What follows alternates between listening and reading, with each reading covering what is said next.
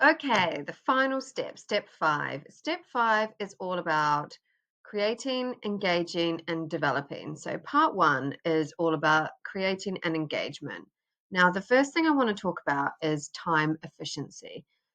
The number one rule of content creation is to be smart about it. Don't let it cannibalize your time. So, time block and batch create. By time block, I mean block out a specific period of time with which you're going to achieve a task. So, I'm going to spend an hour doing my planning, for example. So, time block and then batch create. Now, batch creating is what it says on the tin, batch creating all of your content. So batching your writing, batching your videos, batching your images. So batch, batch, batch. Batch and time block separately, three main things. So the first thing is your planning, the second thing is your content creation, and then the third thing is your engagement. So the first one, planning, I like to call it idea stockpiling. The second one, content creation. When we talk about this, I'm referring to written content plus shooting and editing any of your images and videos. And then the third one is engagement. Now, this is really a personal branding supercharged tactic. So it's all about engaging with your audience, with your community, and with different people in your industry. So if we start with planning, this is where you really want to define your key messaging. So you do this by pulling out topics from your unique mix. So this is what we worked on in the very beginning. The culmination of your experiences, your values, your strengths, etc., that make you you. Now, my best advice here is again, think about your audience and what would resonate with them. So what could help them or inspire them. Now, some strategists like to talk about content pillars. When we say content pillars, this is having like 4 or 5 different overarching themes that you can then batch your content underneath, like entertainment or authenticity. Now, other people think differently, but for me personally, I've tried different variations of using content pillars, and I personally just think they're too rigid. When I have set myself a content pillar in the past, I might have something new that cropped up that I wanted to talk about. And the organizer in me just found it hard to post as it didn't fit inside my traditional content pillars. So I say scrap them. Think instead about key messaging. So if I give you my examples of where I'm at the moment with my key messaging, for me, it's about growth and overcoming limiting beliefs. Also, I have key messaging around being a business owner and being a working mum. Running and renovating is also key messaging because that's what's going on in my life. I talk about it. And then there's a few other things which are going to evolve and change over time. So, again, remember that content creation and personal branding is a fluid process. So, don't let yourself get too rigid and stuck with it. Anyway, back to planning. So, ideas stockpiling. Take time whenever it is in the evenings or the mornings or on your lunch break or whenever to brainstorm all of your ideas, your key messaging, and the things that you want to talk about in one place. So if you stockpile them, then you're going to have an ideas bank that you can then work from.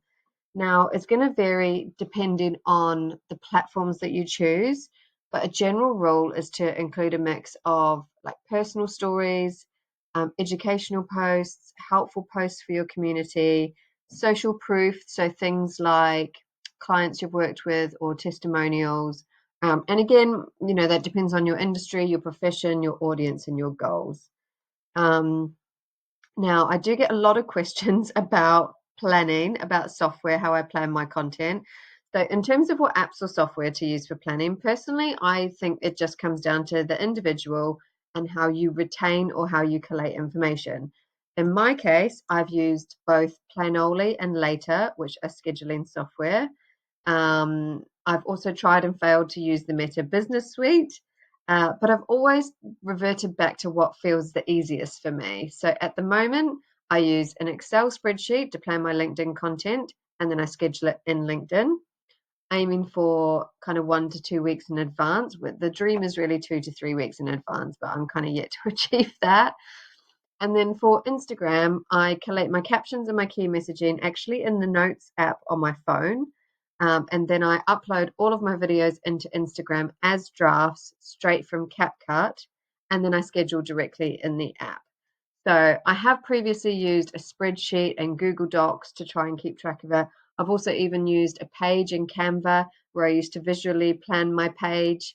But it just added complexity, to be honest, and keeping it simple is what's currently working for me. So do what feels best for you. Now, if we move on to content creation, oh God, I could write a whole nother course on creating content. But for the purpose of this one, I'm going to keep it short and helpful and hopefully packed with tips.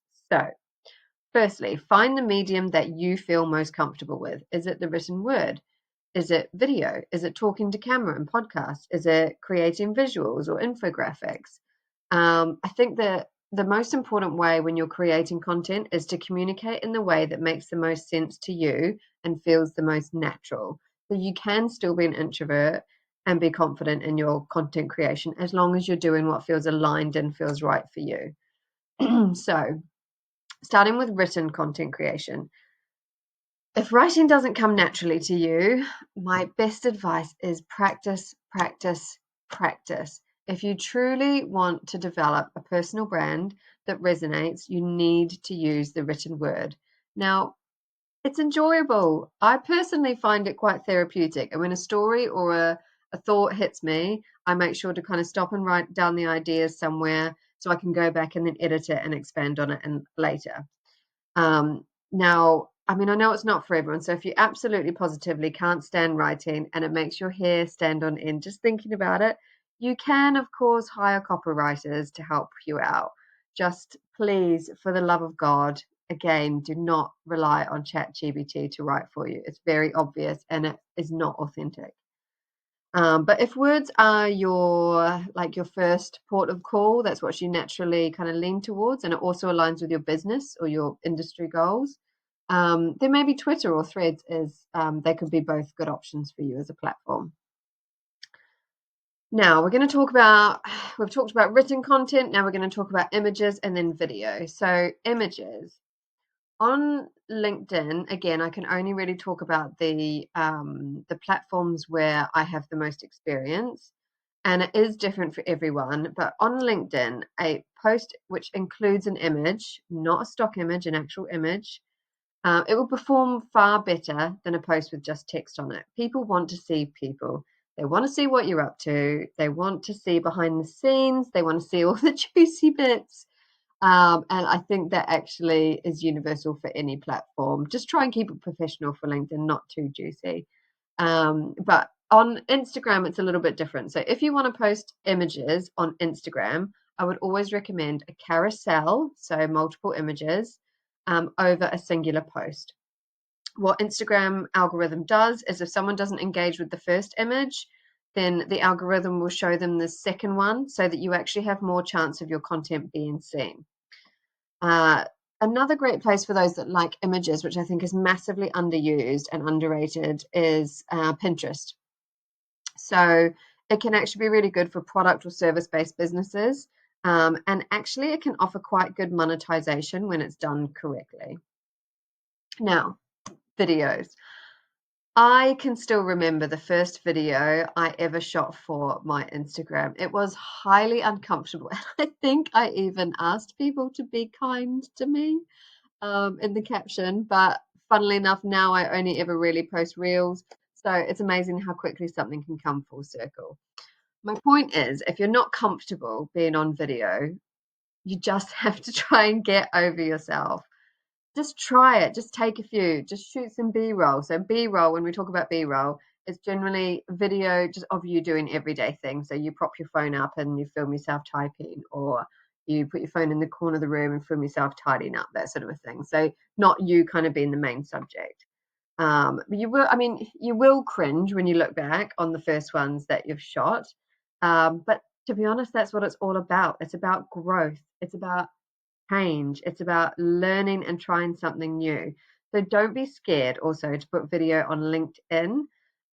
If you're doing a speak to camera with LinkedIn, and I would suggest actually with Instagram as well, always use captions because a lot of people will watch either at work or they might watch with their sound off.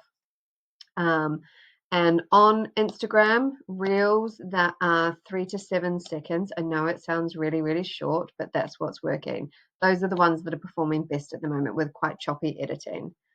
In terms of editing your videos, CapCut is the software that I would highly recommend for video editing. There's absolutely loads of functionalities in the free version. I don't think you actually need to pay for it. It does take a little while to get used to and finding your way around it, but it's absolutely worth pushing through the learning phase. It's a really, really great app. Now, if you do decide that talk to camera stuff and video content suits you best, just a couple of tips for better engagement with that.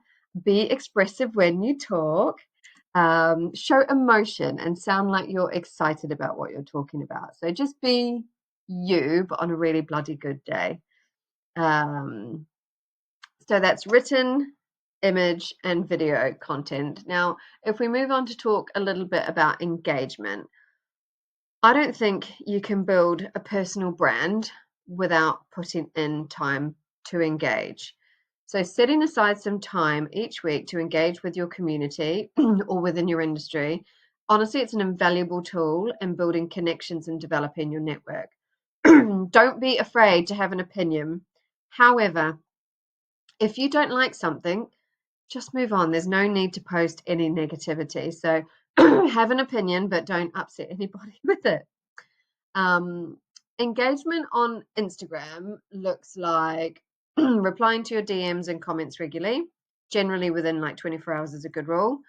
Engaging with brands, companies, businesses, or individuals who align with your personal brand. And don't be afraid to engage with your peers either. So, like someone that you might traditionally be in competition with. So, if you're a freelancer, another freelancer, or someone in your line of work, or even someone who has a role that you have your eye on. Anyone that's kind of in the same line of work that maybe traditionally you'd think maybe they're a bit of a competitor for me. I think true, authentic engagement builds relationships and makes people feel supported. And you can absolutely build out part of your audience to include your peers and your competition. I mean, hell, you might even learn something from each other. So don't be afraid to engage within your network and your community. I think on LinkedIn it looks pretty similar, to be honest. Replying to your DMs and comments regularly, generally within 24 hours or the same day, and then engaging with brands and companies, businesses, or individuals who align with your personal brand. I would say LinkedIn is a slightly different fish in that your comments will consist of more than just like, love this or excellent outfit. You do need to be prepared to have an opinion, and you will potentially also be challenged by it. So just watch out for that and be ready for it. Now, I want to talk a little bit about consistency. Consistency is a word it's a bit like clarity and authenticity. Those three words are bandied around so much in personal branding, but how do you actually achieve it? What the hell does it even mean? Consistency just means always behaving or doing something in the same way. So, when it comes to creating content for social media, the algorithm needs to see consistent behavior. So you need to be consistent with your posting, or honestly, you just won't get anywhere. So if you start with 3 times per week, stick to it. Ideally on Instagram, you want to be posting at least once a day. On LinkedIn, I would say 5 times a week is fine because it's not really a super active platform on the weekends. Now, if you're really time poor, 3 times a week, I would say, is the absolute bare minimum on any platform. And to be honest, with 3 times a week, the reality is it's a maintenance level. It's not really set for growth. But I personally think if you perfect the art of batching your content, your scheduling, and you're smart with your time, I think it can certainly be done to post at a growth level. Just keep it consistent. Just try not to change up what you're doing unless you're increasing it, obviously. And also, don't beat yourself up when you're not. We all go on holiday, we all take time off or have sick days. So just don't worry about it too much. Just pick back up where you left off. We're going to move on now to part 2. So we've done your creation, we've done engaging, and now we're going to talk about developing. So once you're in the process of your content creation and you're starting to build your personal brand, how do you develop yourself further? The first thing is it's all about connection. It's all about connection. So one of the most important parts of building your brand is the connections that you make along the way. Now, I have met and interacted with so many incredible people that I would never have had the opportunity to do with if I didn't develop my personal brand. So I think it opens up a world that's just so much wider than the one we just live in at home. And I think the internet can be a really beautiful thing, and you'd be surprised at how well you connect with people online and through your different platforms. So take the time to really engage and connect with other humans with the goal of building meaningful relationships. You're going to know those people that you naturally gel with and you sort of you bond with and you vibe with. But if we talk about networking, networking for me has been an absolute game changer this year. As a business owner and a working mother who left full time employment, it's honestly been a crucial element to help me stay connected. And it has actually resulted in some really wonderful new friendships and partnerships. And for me, that's been really important just in my personal circumstance with having my children. You make new friends when you have children because you become a mother and their mothers, but then you you're trying to I personally was trying to find a little bit of myself after having my kids. So going to networking events helps me to connect with other women and other people that are also have big goals, big dreams. They're trying to live more ambitious lives. So funnily you make kind of friendships when you're an adult, and it's not often you kind of put yourself in situations where you get that opportunity. So highly recommend it. Now, I know for some people, the thought of a networking event makes them break out into a cold sweat. If that is you, stop putting so much pressure on yourself. I never go to a networking event thinking I have to get clients out of it. For me, it's about meeting new and inspiring people. So if you take the you out of it, so it's not about me, I'm going there to meet other people. It just becomes so much more enjoyable. Now, if you are a professional or an employee or an executive, just take any opportunities you're given to go out to events, to go to work get togethers, to client meetings or site visits, just anywhere that you can kind of get out from behind your desk or your working environment and mix with other people in your company or industry. It's a great way to just open up networking opportunities for yourself. I think along the same lines of that, if we talk about kind of building relationships that align with your goals, bearing all of that in mind, keep your eyes open for people in your network or that you come into contact with who align with your goals. So, whether that's someone in a related field, someone that you could work with, someone who's already doing the things that you want to achieve, build relationships with people that align with your goals and that make you think bigger.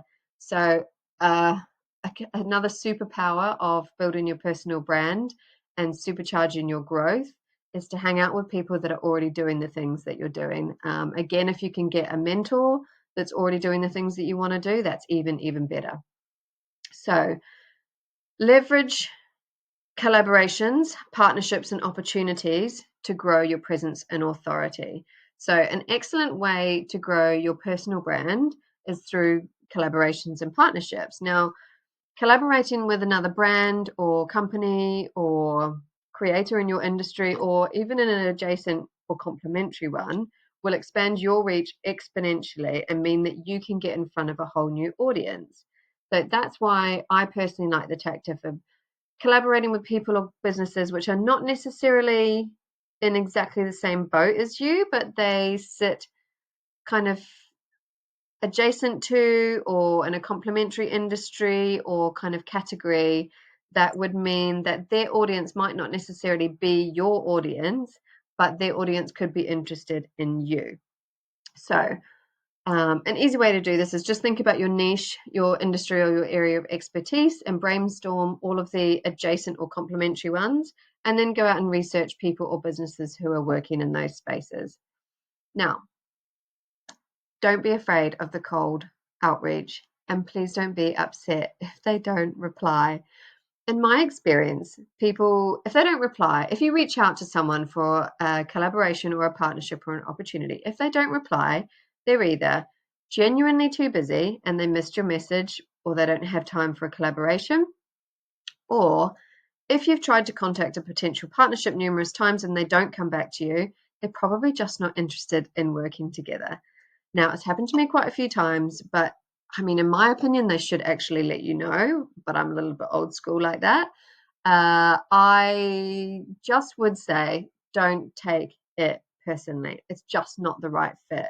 Move on, because there are infinite ranges of possibilities out there outside of that particular collab. So, quite often, one thing I see in the industry is people who will have brands or people or creators or businesses who they kind of look to for inspiration, and that's kind of their top goal, of the ultimate of collaborations or partnerships for them, and they'll just repeatedly try and contact that brand, and in their head it's absolutely perfect, but it might not necessarily align. So I always think it's best to keep your options open. If you're really interested in going out there and looking for collaborations, in my experience, if you put the work in to look, what's right for you will hunt you out.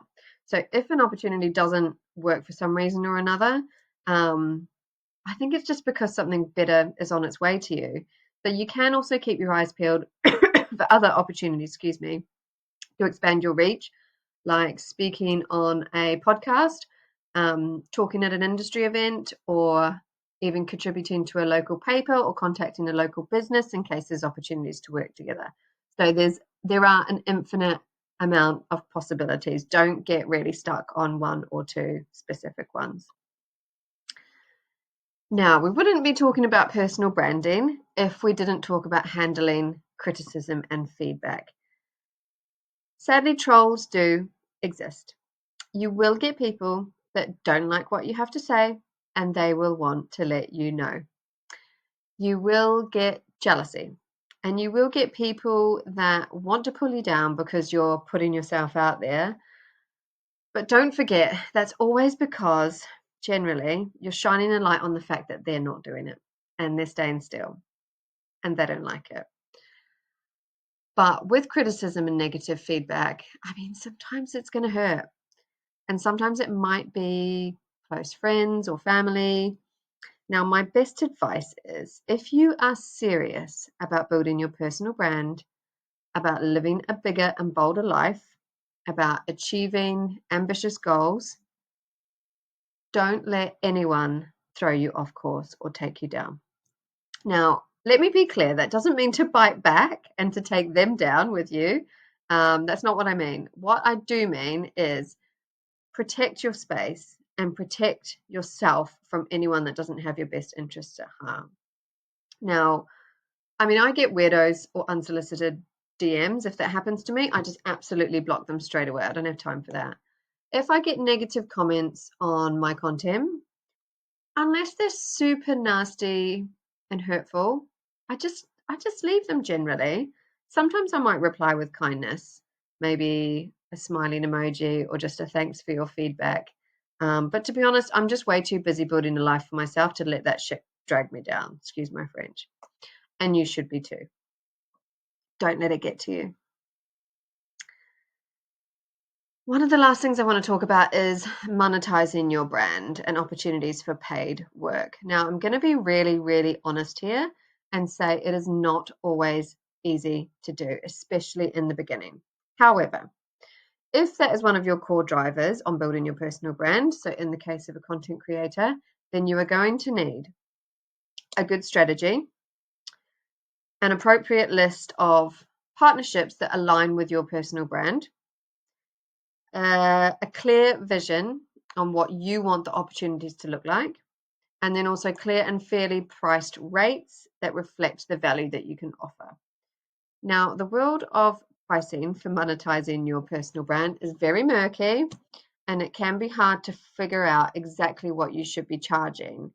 Now, I think that's where your networking and your conversations will come into play, and you can help yourself benchmark against your own industry. So ask other creators, ones that you're friendly with.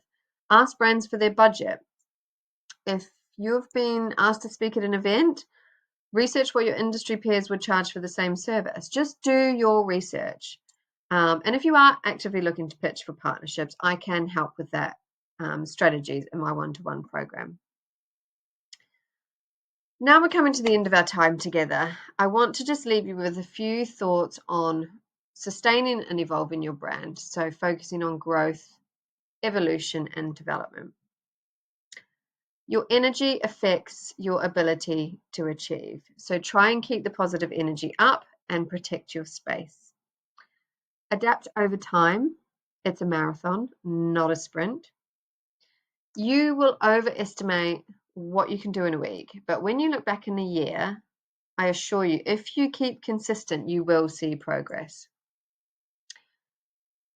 Don't be afraid to change tack on your messaging, your aesthetic, and your audience. Remember, it's a fluid process. Remember, the only constant in life is change, and your personal brand will continue to adapt and change. Try not to lose momentum. Just keep going, one foot in front of the other. And if you do lose momentum, don't beat yourself up. Just get back on the wagon. And final one, don't be afraid to ask for help. The biggest breakthroughs for me personally happen in my business when I ask for help. And to be honest, you've already done that by choosing my course. So thank you. Thank you for being here. Thank you for listening. And thank you for being another like-minded human who's choosing to live a bolder life. Now, if you have any questions at all about the training, please feel free to drop me a DM. I'll add my Instagram and my LinkedIn profiles in the description. And if you did enjoy the training and you found it useful, please do let me know. It's really helpful to get feedback to make sure I'm growing, developing, and improving too. So thanks again, and best of luck with building your personal brand.